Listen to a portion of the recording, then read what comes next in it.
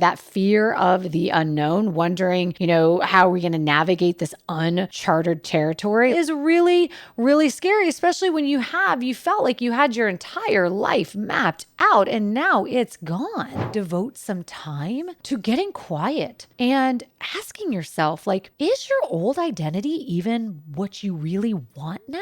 What do you really want for your life? Hey friend, welcome back. Welcome back to the Wellness Revolution podcast. I'm your host, Amber Shaw, and thank you for joining me today and allowing me to be in your ear.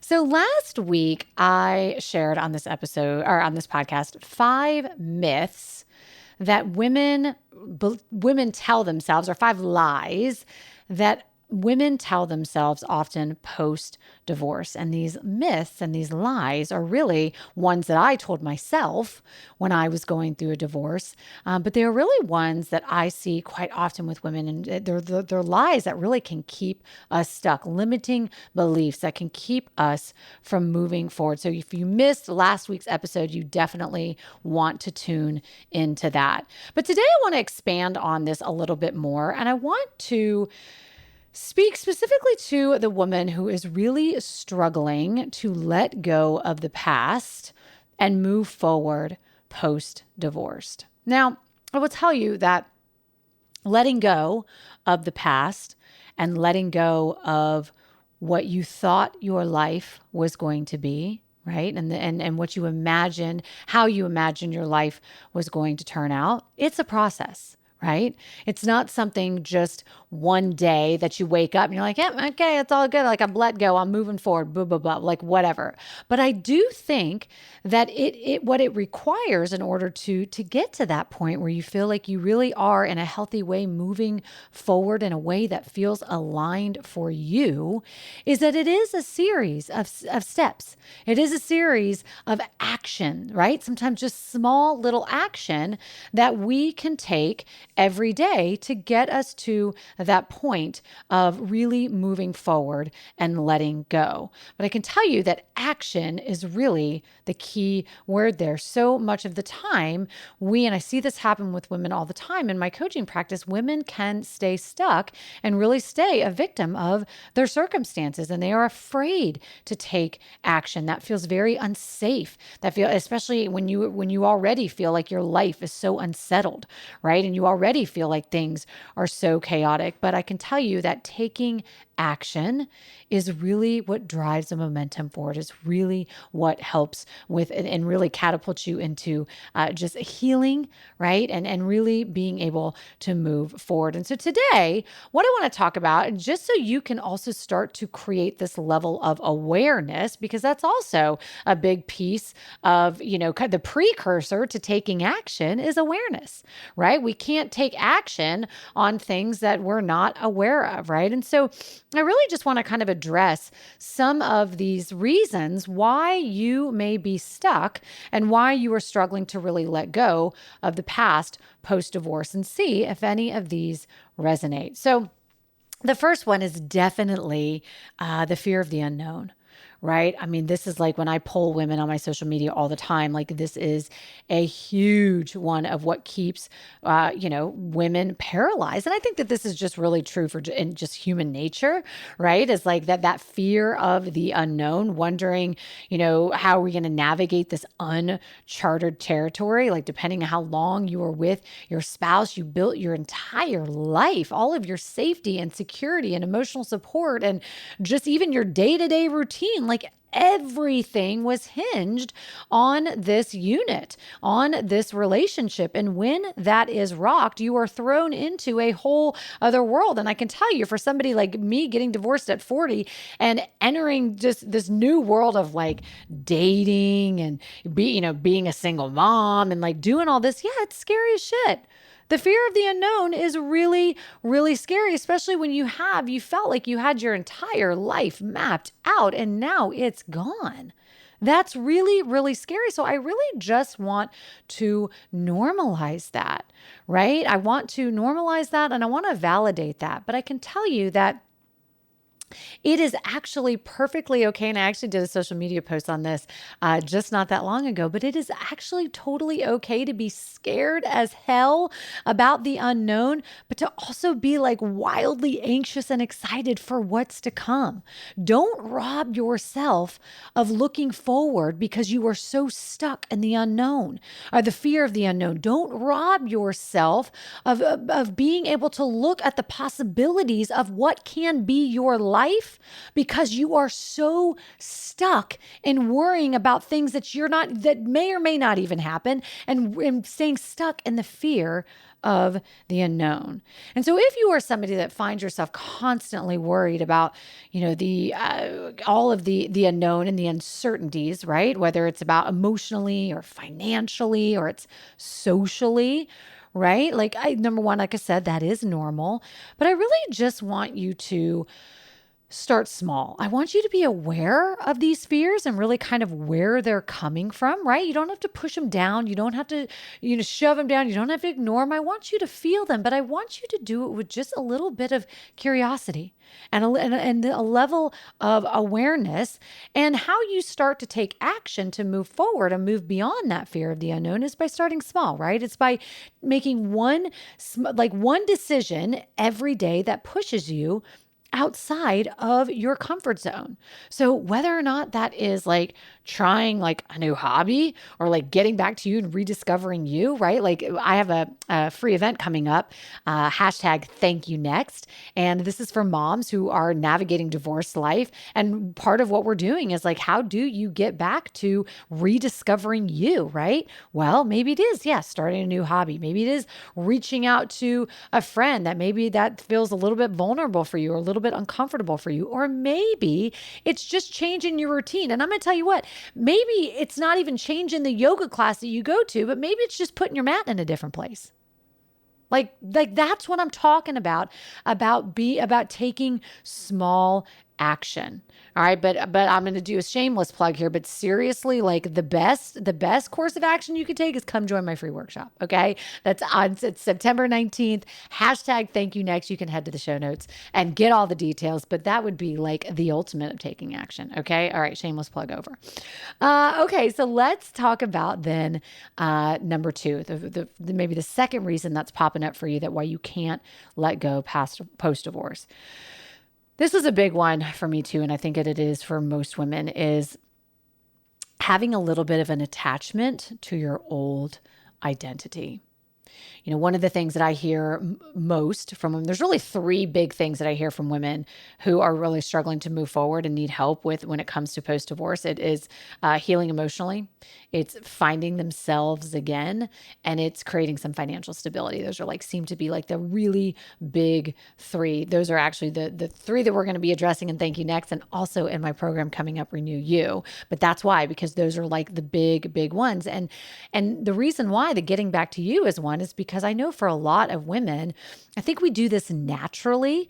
A lot of times, especially as we become moms, a lot of our identity becomes wrapped up in being a mom and being a partner. And then if you go through anything like divorce, a lot of times your identity almost just gets wrapped up in trying to save the marriage or trying to trying to put it back together. Right. And so then I know for me, that was that was a huge thing for me. It's I really the last 2 years we were together, it's I totally freaking lost myself because my entire world was consumed with whether or not I should stay in the marriage. How do we make this work? Right? Just all of it. I mean, I isolated from everybody because I just didn't want to talk about it with people. And so, losing yourself is a huge piece of it. Right. And so we do have this identity that can be wrapped up in that family unit, in being married, in being the wife, right? It can be your identity for years. And now all of a sudden, that's not your identity anymore, right? It still may feel like your identity, right? But it's not your reality anymore, right? And so, really, if you are somebody who is really struggling with, feeling lost or feeling like you don't really know who you are anymore, because this old identity is gone, then really, my tip for you here is to really devote some time to getting quiet and asking yourself, like, is your old identity even what you really want now? Like, what do you really want for your life? I say this all the time, that if you allow it, this can be your comeback. You actually can have this beautiful opportunity to reinvent yourself. But you got to lean in and you got to ask yourself the hard questions and you have to take action. Right? And so asking yourself, like, is that really who you want to be? Right? And also really asking yourself, like, if you are stuck kind of with that old identity, is why do you feel that you need to still be that person now? Right? What does that say or not say about you if you're not married anymore? And really, really like unpack that limiting belief. Like, what is the lie you're telling yourself that by not being married anymore, that you are this or you are not that? And ask yourself, is that really true? Is that really true? I want you to spend a little bit of time and really embrace the opportunity to redefine yourself. Really explore what brings you joy. What do you value? Right? And what passions, maybe that you have outside of your marriage. A big one, and this is how, I help women in creating businesses of their own, which is, how can you take this pain and turn it into purpose? Right? How can you take your experience and everything you went through and lead others and be a light for others? That's a huge part of my why. And in doing so and leaning into that, I created a whole new identity for myself. I'm now an entrepreneur. I never thought that could even happen for me, right? But you do have this ability to reinvent yourself. So the third one that I want to talk about is reason that you could feel stuck or like you can't let go is guilt and regret over the past. This can be a big one. Right? This can be a big one, especially I spoke about this a little bit last week about the lies we can tell ourselves. And one is like, oh, I'm a failure if my marriage didn't work. And I think especially for a lot of my like perfectionist women, that kind of guilt or shame or like regret over the past, right? Of kind of like getting trapped in like the what if and the if only loop. I will say that I definitely think that there is tremendous value to going, to spending some time and kind of evaluating your marriage and really owning your part. I will tell you that for me, like being able to objectively go back and look at my marriage and own my parts and understand that and really own like for me, like what I brought to the marriage, what I didn't, all of that. That was not something that happened right away. That was something that definitely took, I had to really like get past a lot of like, let go of like the anger and the shame and the fear and the worry and the anxiety. I had to work through a lot of that before I was able to like get to that kind of next level. So I will say that there's definitely value in being able to kind of evaluate the marriage and maybe some of these like not necessarily what ifs and if onlys, but just kind of just objectively look right at the circumstances and your part. That's definitely a huge part of healing. But I do believe that getting stuck in the kind of that cycle of the what ifs and the if only, I think that it's really unproductive. I don't think that, because the bottom line is that you can't change. You can't change what happened in the past. We all know this, but our minds like to play tricks on us. And we like to go back and replay out all these scenarios that didn't happen and that are never going to happen because we can't change the past, right? And so I think that can be unhealthy and unproductive. I think that we can learn from our mistakes, and we should. It will set you up differently for your next relationship, right? But I think that just staying stuck in that loop of like, what could I have done differently if only I'd done this, or if only I'd said this, I think that that's a lot of wasted energy and can really, that guilt and that regret, especially if you have a lot of guilt around dissolving the family unit, I know that's big for a lot of my moms as well, and it was for me too. It just can be a really powerful barrier from preventing you from moving forward. And it really can keep you tethered to the past. It can keep you living in the past and looking behind. And what you really need to be looking to is ahead, is straight ahead and staying, not going too far in the future to where you're having a lot of anxiety or worry, but really it's about being present and focusing on the now and with your head forward, right? And really exploring the possibilities of what your life can become. So a little tip I think that I would love to share with you is really just in these situations, if you are really struggling with guilt and regret, it's about practicing self-compassion. Right. I think we all know this. We all know that we need to be kinder to ourselves as women. We are so hard on ourselves. But, I really just want you to know and own that you did the best you could with the information and the resources that you had at that time. I really want you to own that. And a really good thing that actually can be helpful is write a letter to yourself. Write a letter to yourself, really forgiving yourself of your past mistakes. Talk to a therapist that can help you also to navigate these complicated feelings, right? I mean, that's huge. I definitely think that therapy combined with accountability and action, usually that you get through a coach or a mentor, that is the perfect combination for moving forward and healing. Now, the last one that I want to share is fear of judgment and loneliness. Oh my gosh, so many women, and I know that this is just, especially as we age and we have to think about getting back into the dating scene again, fear of loneliness is just a huge one, right? It is just a huge one. But I got to tell you, when this really started to subside for me is when I really started to get comfortable with myself.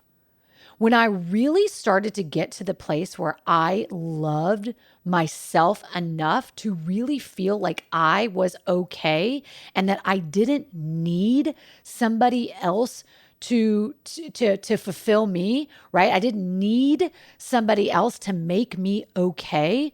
When I was finally able to own that, all of a sudden this fear of being alone just started to go away. And I can tell you that when you start to exude that confidence, not a cockiness hey, I don't need you to, trust me, I'm a relationship gal, right? I love having a partner. I love having a person. But when you can get to that point of really, really, really, really owning that you are okay and that you would like somebody in your life because they compliment you and they make you better and you enjoy that person, not because you need to have somebody, everything changes. And I can tell you that you will exude that confidence, and that's when you will attract the right partner. And people say that all the time, but it really is true. When you are confident and you really are okay with being with yourself and you actually do things in your life, maybe you take the solo vacation, maybe you go to the yoga class, you go for the walk, you are okay and you actually enjoy spending an entire weekend by yourself. When you get to that point, and it will take a little time. It will most likely take a little time. It did for me, for sure. In the beginning, what I was doing is I was just filling up all my time with working because I was so feeling low self-esteem, low self-worth. I did not want to be by myself. I did not want to be by my thoughts, with my thoughts, none of it. But when I really started just focusing on learning to love myself, learning to take care of myself, learning to have some compassion for myself, I think that you do attract the partner that is attracted to that because people see that. People can tell yeah, she's confident. And there's something super sexy about a confident woman. And there's something super sexy about a confident man, right? There is something really, really appealing about that. And people gravitate to that. And so I really do believe that when you start focusing on yourself and you really start focusing on being the best damn version of you, then that fear of being alone, that fear of loneliness, girl, that goes away. That goes away because no matter what, you're going to be all right. You're going to be all right. You're going to be okay. And you really feel truly okay from the inside out. And so really, if you are really struggling with feeling alone and you're also maybe worried about judgment, right? Maybe you're worried that people are going to judge you because you're not married anymore, that relationship ended or whatever that looks like I really just want to encourage you to surround yourself with people who lift you up and understand you. Find your tribe. This is why I'm so huge on putting on these like free workshops that I do, because I want women to connect. I want women to, to find a community where other women lift you up and they understand you and they know what you're going through. So I really want you to find your tribe. And I really just want you to remember that you are more than your past. And you are more than your divorce. And you are more than any other label that society puts on you. I want you to let that go because you are a strong, resilient, and evolving badass woman that is just getting started. And so with that, I'm going to let you roll today. But listen, if you are picking up what I am putting down and you are ready to move forward, you are ready to heal emotionally, you want to look at what does creating some financial stability really look like? What does really getting back to you and finding that tribe of women really look like? Then you want to save your seat for #ThankYouNext, my free live virtual event that I have coming up on the 19th. Actually, it's just coming up just this week. So I think today, this is being released on the 16th of September. The event is this Thursday. It's not too late for you to grab your seat. You definitely don't want to miss it. So thanks so much for joining me, and I'll catch you on the next one.